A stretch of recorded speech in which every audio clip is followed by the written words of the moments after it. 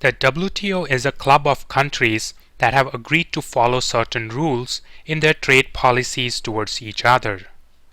With its secretariat based in Geneva, Switzerland, the WTO currently consists of 156 countries. It was formed in 1995 by countries that were signatories of the GATT. The rules that the signatories had agreed to under GATT became the rules of WTO membership. The WTO has an unusual governance structure in two respects.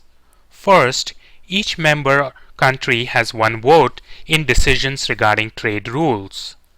This one country, one vote system is different from the system in other international organizations such as the UN, the World Bank, the IMF, and some others where some countries have more votes than others.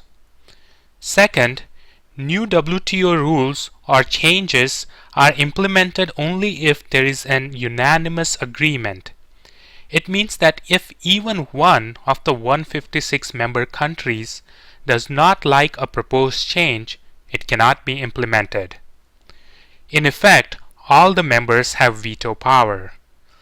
Such decision-making by consensus makes changing the laws very hard. WTO members have agreed to abide by the following rules. All member countries must grant other member countries Most Favored Nation or MFN status. Sometimes it is also called granting normal trade relations. What does this mean? Suppose the US agrees to grant MFN status to China. It means that the US agrees to reduce tariff rates on Chinese goods to a level that is no higher than the tariff rates imposed by the US on any other country. In other words, countries that are granted MFN status will enjoy the lowest tariff rates among all other trading partners of the US. Countries are also expected to practice non-discrimination between domestic goods and imports from other WTO members. Non-discrimination means that once foreign goods have cleared customs and the tariffs have been paid, government regulation should not treat imports any different from domestic goods.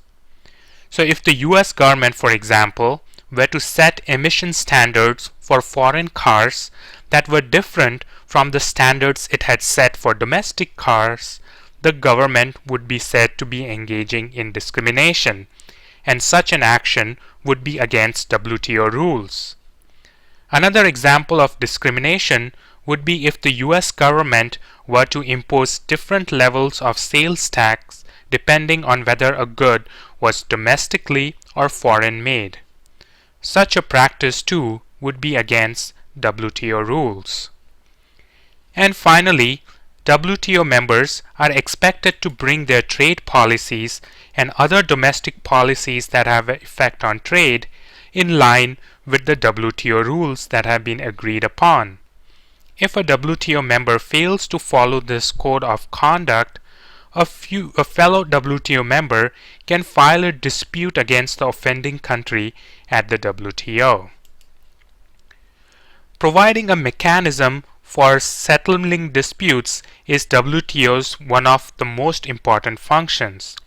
In absence of such trade dispute settlement mechanism, countries would have no way of settling their trade disputes in a rule-bound manner. In absence of such a mechanism, less powerful economies would find it difficult to enforce their trade rights in case of conflicts with bigger economies that had violated trade rules. The WTO's trade dispute settlement mechanism is detailed in another video. Second important function of the WTO is to provide an opportunity for talks for further trade liberalization. The so-called Doha Development Round of trade negotiations among WTO members began in 2001. However, the negotiations have dragged on and very little has been agreed to date. One of the reasons for the lack of agreement is that the developing countries feel that the rich countries are trying to avoid liberalization in the sector that is most important to the developing countries, and that is agriculture. Developing countries want to see more liberalization in the agricultural sector before they agree to more liberalization in other sectors. But the rich country governments are wary of angering their farmers back home and therefore have not given much ground on agricultural trade. As a result, the negotiations have been stuck.